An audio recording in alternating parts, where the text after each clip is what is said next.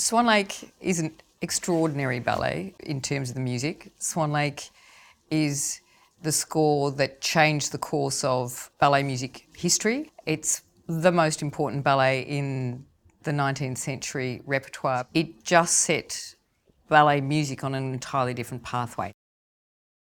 Prior to Tchaikovsky, in both France and Russia, the primary centres of classical ballet, ballet music was written to a brief. Today's parallel would be film music or advertising jingles, where things need to be a certain length, they need to be a certain, not only mood, but rhythmic pattern. And so in the case of ballet, it was a choreographer or the ballet masters, as they were called at the time, together with a dramaturge would write a scenario. And often they were as detailed as, first I want a big group dance, folk dance, peasants, then I want a solo for a boy, reasonably slow to give him time to jump, and then we've got a solo for a girl, and she's going to show off her really fast footwork. So every detail was laid out. And the composers had to write to that detail. They had to write music that primarily was aimed to allow the dancers to show off their technique. Now that takes a real talent, because the music still had to make sense. It couldn't feel like it was just one dance into another random dance into another random dance. It had to be very flexible because no two dancers dance the same way. So if you had a taller dancer or a slightly shorter dancer, a fast turner or a slow turner, a bigger jumper or a small jumper, you couldn't write a specific piece of music to vary every night. So they were often dancing to the same piece of music, but it had to be of a format that it could be played fast or slow.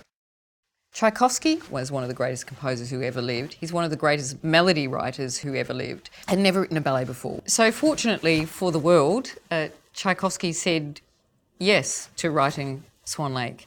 Through his wealth of symphonic writing, his understanding of orchestra as an instrument of colour, how he used orchestras even in his straight symphonic music very dramatically, that took the telling of a story in a full-length ballet to entirely different levels. So Tchaikovsky knew when in incidental music, or when it was scene changes, or even when it was more a moment that a dancer was thinking about his beloved or she about hers, romantic or in sad fashion, whichever, that the music was so great, and he used every musical device possible, harmony, orchestral colour, so orchestration, the instruments he chose, the keys, whether they were happy major keys or sad minor keys, and the way they related to each other. He used every compositional device possible to reflect the inner emotions and psychology of the character.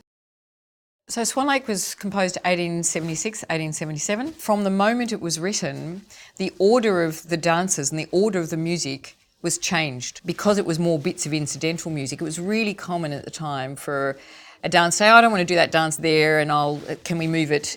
Or a choreographer to say, I think let's chop that scene or the music for that scene, and I'll use it in this scene instead. And that happened with Swan Lake from the beginning.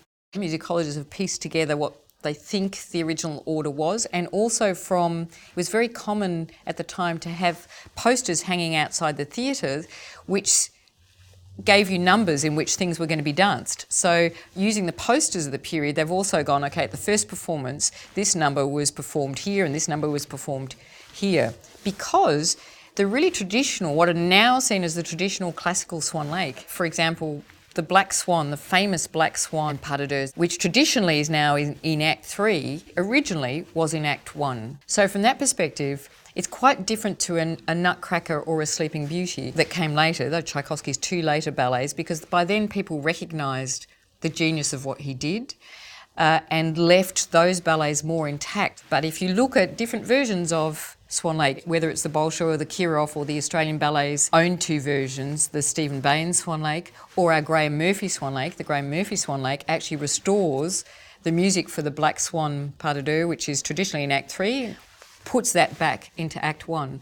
And when we've taken the Murphy version overseas, often we've been criticised for that. Oh, you've messed around with the music, and how dare you take that piece of music, that iconic piece of music, and put it in Act 1? And we can only say, well, it's actually where it originally was.